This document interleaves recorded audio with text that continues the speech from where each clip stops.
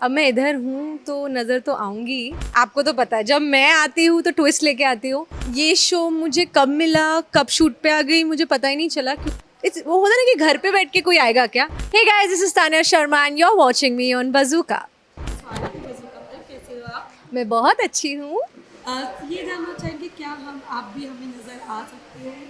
अब मैं इधर हूँ तो नज़र तो आऊँगी and I am part of this beautiful show. और मैं बहुत एक्साइटेड हूँ क्योंकि मेरी एंट्री होने वाली है 5th या 6th एपिसोड में।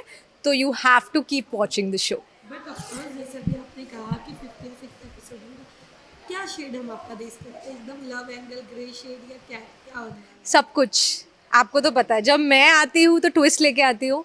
और कुछ फन एलिमेंट है, कुछ ग्रे एलिमेंट है, कुछ पिंक एलिमेंट है, कुछ भी हो सकता है बट बहुत सारे एलिमेंट्स हैं।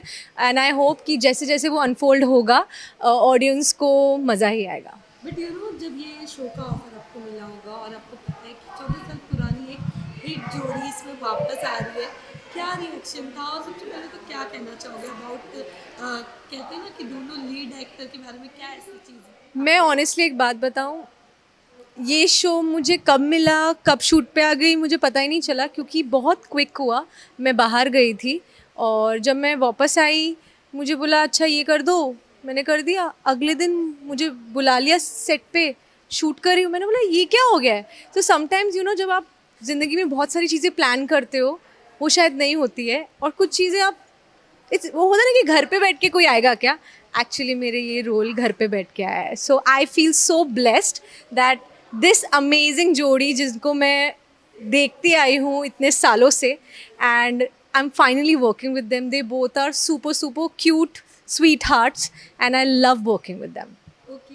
वेल, साथ ही साथ आपकी वर्टिकल को भी बहुत ज़्यादा प्यार दिया जा रहा है। ऑफकोर्स वो प्यार देख के कैसा लग रहा है? I think vertical is an amazing area जो हम सब एक्टर्स को मिला है कि अभी भी हम ऑडियंस से कनेक्ट कर पा रहे हैं और इतने सारे वर्टिकल्स आ रहे हैं, इतने सारे कैरेक्टर्स प्ले करने को मिलते हैं। तो भले ही there is no daily soap जो मैंने 3-3.5 साल से नहीं किया, लेकिन डेफिनेटली दूसरी चीज़ों से मैं कनेक्टेड थी अपनी ऑडियंस से। So thank you for that, for giving all the love and all the love to my work. I hope आप ये शो भी देखेंगे और मेरे कैरेक्टर को ढेर सारा प्यार देंगे। वेल, साथ ही साथ ये भी जानना चाहूँगी, एज एन एक्टर हमने आपको देखा है, एज एन इन्फ्लुएंसर या हम जो रील्स आप पर डालते हैं इतना फैंस प्यार देते हैं, बट आजकल बहुत ज़्यादा एक्टर्स और इन्फ्लुएंसर के बीच में बहुत ऐसे टक्कर सी हो गई है।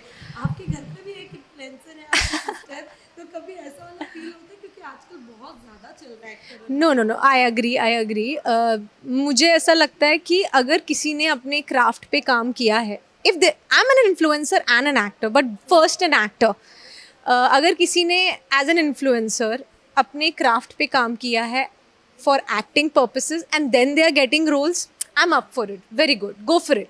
But if somebody is getting roles only based on their following, I think that is not fair to a lot of people जिन्होंने बहुत मेहनत की है अपने क्राफ्ट पे। तो अगर कोई मेहनत करके अपने आप को बेहतर कर रहा है वो क्राफ्ट में, good, I am up for it.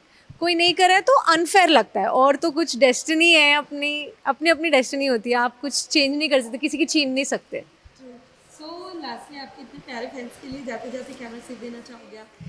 First of all thank you so much कि आपने इतना वेट किया मेरी कमबैक का एंड आई होप मैं आपको डिसअपॉइंट नहीं करूँगी। प्लीज़ कीप वॉचिंग तुम देना साथ मेरा on Star Plus at 8 PM।